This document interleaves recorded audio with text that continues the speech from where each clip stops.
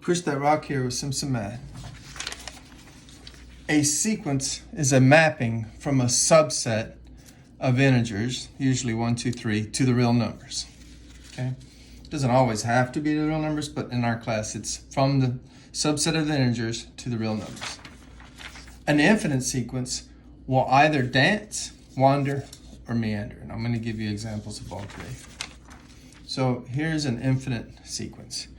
And we could easily see a formula for this. We could say, well, if I use G for the outputs of this and N as the input, so we use a subscript instead of the traditional G of N. I mean, we could still use this, but it's traditional with sequences to put the input symbol as a subscript. And we'd say 1/2 to the N, and then it'd say, well, what's the understood domain is N is 1, 2, 3, and so forth and so on.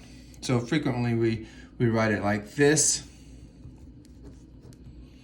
and we say we start, you put some starting and some ending numbers. So we start at 1 and we go to infinity, so something like that. So, or we just leave it to the imagination, let you figure out what we're talking about here. If we have it written here, well, then it's clear that if I put in 1, I get out 1/2, okay? Now, this particular sequence dances. And by dances, what do I mean? I mean, if we look at the limit of the sequence as n goes to infinity, we find that it's a number. So this one is clearly going to 0, right? The next number is going to be 1/32, and then 1/64, and then 1/128. It's just going to get closer and closer and closer to 0. So this guy has a dance partner. This sequence has a dance partner, and the dance partner is 0. What about this guy? This might be easy to come up with a formula too.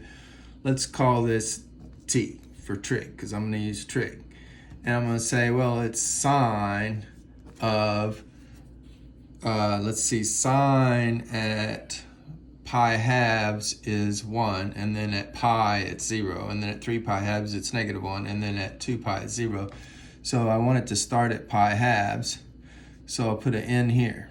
So there's the n. So, and again, I'm going to say n is just 1, 2, 3, and 4, so forth. So if I put in 1, I get pi halves, and it's 1, and so forth and so on. But this is just going to keep rotating around between -1, 0, and 1. So I could say this one meanders. It's a meandering sequence, and it does not have a dance partner. In other words, the limit as n goes to infinity of t sub n does not exist. Okay? What about this guy? This guy's arithmetic. Let's use a sub n. It's just pretty easy. 10 times n. Put in 1, I get 10. Put in 2, I get 20. Put in 3, I get 30, and so forth and so on. So that's pretty easy. Well, does it have a dance partner? If we look at the limit as n goes to infinity of a sub n, do we think that it's going to approach a number? No, it's just going to get bigger and bigger and bigger. It goes to infinity. So we say this one wanders.